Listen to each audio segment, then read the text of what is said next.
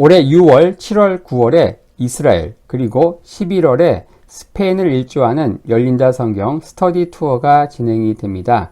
자세한 내용, 그리고 후기 등은 영상 하단에 링크를 참고해 주세요.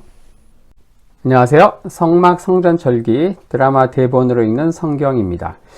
저희들이 초실절에 대해서 살펴보고 있습니다. 오늘 초실절 마지막 편인데요. 이제 초실절 다음에 있는 절기인 오순절, 이 초순절과 오순절 사이에 있는 49일 오메르 카운트다운이라는 주제로 좀 흥미있는 얘기를 하고자 합니다. 자, 레위기 23장 15절에 이런 말씀이 있죠. 안식일 이튿날. 안식 이튿날이 언제입니까? 안식 이튿날 바로 초실절, 첫 열매를 드리는 그 초실절이죠.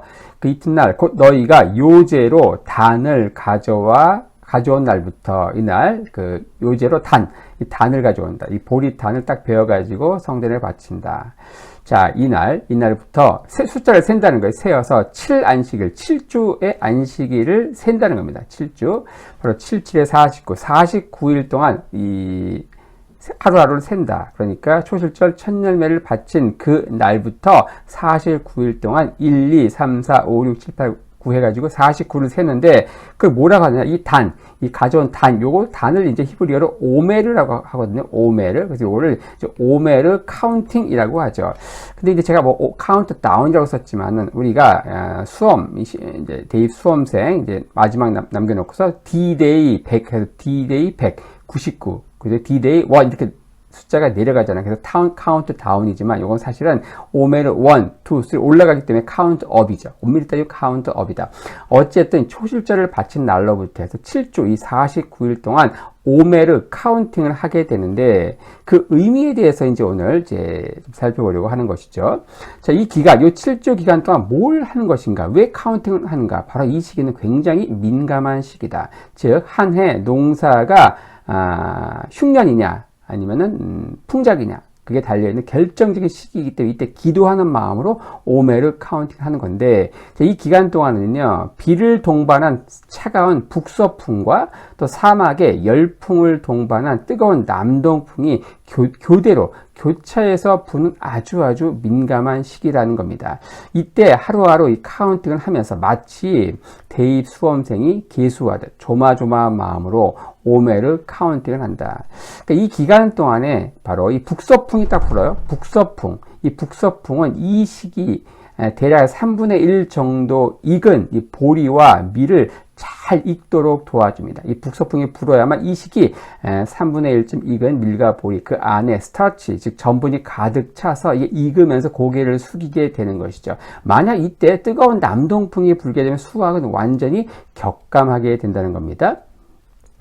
자, 하지만 또 이 시기는 또 어떤 시기인가? 바로 이 꽃봉오리가 터져가지고 이제 딱 피기 시작하는 그런 올리브. 이 올리브에게는 이 북서풍, 차가운 북서풍이 불면 치명적이에요. 이때 이 올리브를 비롯한 이 여름 과실에는요, 남동풍의 건조한 열풍 조건에서 이 올리브의 꽃가루는 암술과 만나서 꽃이 활짝 피게 된다는 거죠. 만약 이 시기에 북서풍이 불면은 이 바람과 비에 꽃이 씻겨 떨어져 나간다는 겁니다.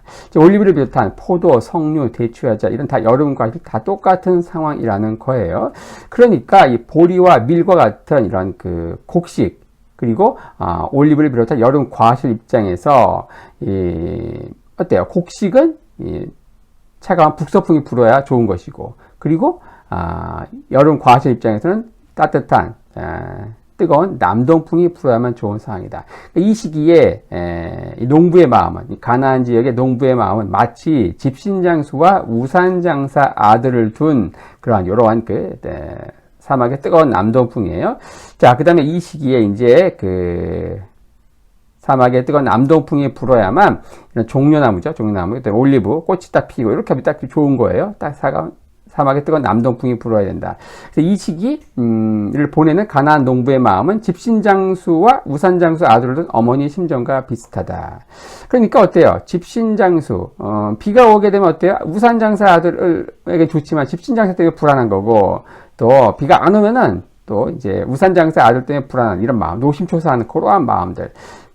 이 기간 동안에 가장 좋은 것, 가장 이상적인 것은 뭐냐? 이 각각의 바람이 적당한 때에 불도록 간구하는 마음으로 기도하게 되는데, 가장 이상적인 것은 뭐냐? 바로 이 7주 기간 동안에 첫 주, 그 첫 일주일은 북서풍, 차가운 북서풍이 불고, 그 이후에 6주 기간은 따뜻한 남동풍이 부는 게 가장 아이디어한 것이라는 데, 이렇게 해야만 보리와 밀도 잘 익고 수확도 좋아지고, 그리고 올리브를 비롯한 여러 과실 수확도 좋아지고, 그렇게 된다라고 하는 것이죠. 자, 이러한 그 가나안 농부의 소망이 또 우리가 성전, 성막 살펴봤죠? 거기에서 떡상이 북쪽에 있죠. 그리고 촛대는 남쪽에 있다. 자, 우리 출애굽기 26장 35절에 그 장 바깥 북편에 상을 놓고 남편에 등대를 놓아 상과 대하게 할지니라. 이런 말씀이 있어요. 자, 사진과 함께 볼 텐데요. 자, 어때요? 성전은 어때요? 성막을 동쪽에서 들어갑니다. 자, 성소가 있죠. 성소가 있고 지성소가 있는데, 바로 쭉쭉 가서 서쪽에 분향단이 있고 가장 안쪽 지성소에 법궤가 있는데, 바로 이 북쪽에 떡상이 있어요. 북쪽에 떡상이 있다. 북쪽. 그리고 남쪽에 촛대가 있다. 이 촛대를 밝히는 게 뭡니까? 올리브죠. 올리브 기름. 그리고 떡상. 여기 뭡니까? 밀이죠. 밀. 보리와 밀과 같은 이런 곡식들은 이 시기에 북서풍이 불어야 돼. 그리고 올리브를 비롯한 여름 과일들은 바로 남동풍이 불어야 돼. 그래서 고루한 그 가나안 농부의 소망이 성전 안에 이 떡상과 촛대를 배치한 이런 구조 안에도 담겨 있는 오묘한 이런 그 진리들을 우리가 또 발견하게 된다라고 하는 것입니다. 바로 이 시기에 하나님께서 이스라엘 백성들에게 특별한 재앙, 특별히 왕을 구하는 이스라엘 백성들에게 특별한 재앙을 내리시는 이야기가 바로 사무엘상 12장에 나오는데 굉장히 유명하죠. 자, 오늘은 밀 베는 때가 아니냐 이렇게 얘기합니다. 바로 77절 기간, 밀 수확기 77절 기간에 또 다른 재앙으로서, 바로 이 기간에 비가 많이 오면 어떻게 됩니까? 죽음의 재앙이다. 밀 농사 자체를 모두 망치게 된다라고 하는 것이죠. 바로 왕을 구하는 이스라엘 백성들에게 하나님은 이 시기에 천둥과 비를 내렸다. 바로 이때 비가 많이 오면 다 익은 밀은 그냥 떨어져 버립니다. 그리고 높은 온도와 습기로 인해서 그나마 붙어있는 밀마저 다 썩어버리죠. 자, 백성들이 여호와와 그 사무엘을 크게 두려워하게 되는데, 자, 이때는 비가 오는 시즌이 절대 아니기 때문이시죠. 바로 왕을 구하는 게 얼마나 폐역한 일인지, 절대 비가 오지 않는 요 기간 동안에 하나님의 비를 내리심으로써 밀농사를 완전히 망치게 함으로써 하나님이 그 분노를 표출하시는 그런 이야기들이 나오게 됩니다.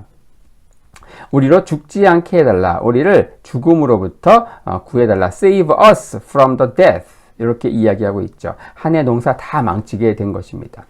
자, 여기서 우리는 7가지 산물, 여기에 이제 어떤 의미를 갖는가, 이걸 한번 살펴볼 필요가 있어요.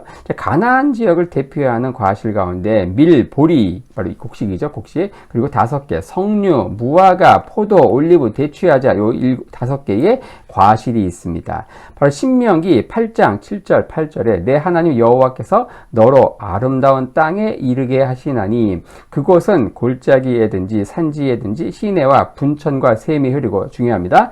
밀과 보리의 소산지요. 그리고 포도와 무화과와 석류와 감람, 올리브죠. 그리고 꿀, 이 대추야자입니다. 이 7개의 가나안 소산품이 나오는데, 자, 이것들은 다 무엇인가? 이미 말씀드린 대로 남풍의 신과 북풍의 신이 있는 게 아니라 어때요?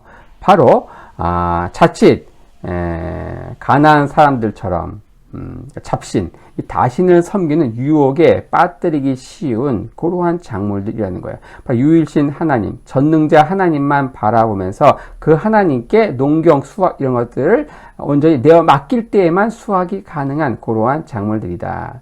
자, 야곱이 애굽의 바로에게 가져간 가나안 특산품이 나옵니다. 바로 창세기 43장 11절에 바로 이 땅의 아름다운 소산을 그릇에 담아가지고 애굽의 바로에게 찾아가죠. 바로 근동지방에 흉년이 임했을 때 그 가나안 특산품이 뭐냐? 바로 유향과 꿀, 그리고 향품과 모략과 비자와 파단향, 요거예요. 그러니까 아까 얘기했던 보리, 밀로 시작되는 올리브, 이런 것들은 가나안의 특산품 개념이 아니고 가나안은 어떤 면에서 대표하는 것인가?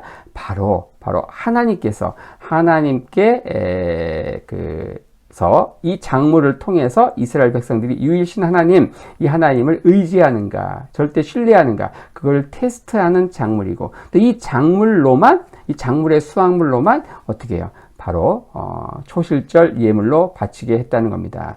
바로 이 계명에 대한 경고로 나열된 일종의 세팅물이었다. 그 계명은 뭡니까? 바로 신명기 6장 4절에서 9절에 나오는 바로 유일신 하나님, 이 하나님을 신뢰하는 유일신 사상의 핵심, 그거를 잘 신뢰할 때 수확을 거둘 수 있는 그러한 것들로 언급되어 있는 것이다. 그래서 이스라엘아 들으라, 우리 하나님 여호와는 오직 하나인 여호와시니, 한 분 되신 여호와, 그 한 분 되신 여호와를 의지해야 된다. 바로 이 두 개의 상대적인 세력의 미묘한 조화에 의존하는 문제의 작물들, 바로 뜨거운 남동풍과 차가운 북서풍이 부는 이 오묘한 기간, 이 7주의 기간 동안에 오묘하게 이게 잘 조화를 이루어야만 이 7개의 작물 모두 수확이 가능한 것인데, 바로 두 개의 상대적 세력의 미묘한 조화에 의존한 이 문제의 작물들을 열거함으로써, 자, 이게 어때요? 가나안 농부에게는 익숙하지만 이제 막 이집트와 또 시내 광야를 거쳐 가나안 땅에 들어온 이스라엘 백성들에게 전혀 생소한 라이프 스타일이다. 자, 이런 상황에서 토착민인 가나안 민족의 종교적 관습을 따라서 이들은 남풍의 신, 북풍의 신을 따로따로 의지하면서 기도하기 쉽다는 것이죠. 바로 이 7가지 작물, 유일신 사상을 위한 영적 전투로서 또 여호와의 축복으로 인한 작물이다. 그래서 이 작물로만 첫 열매, 바로 비쿠림을 성전에 바칠 수 있다라고 하는 것이죠.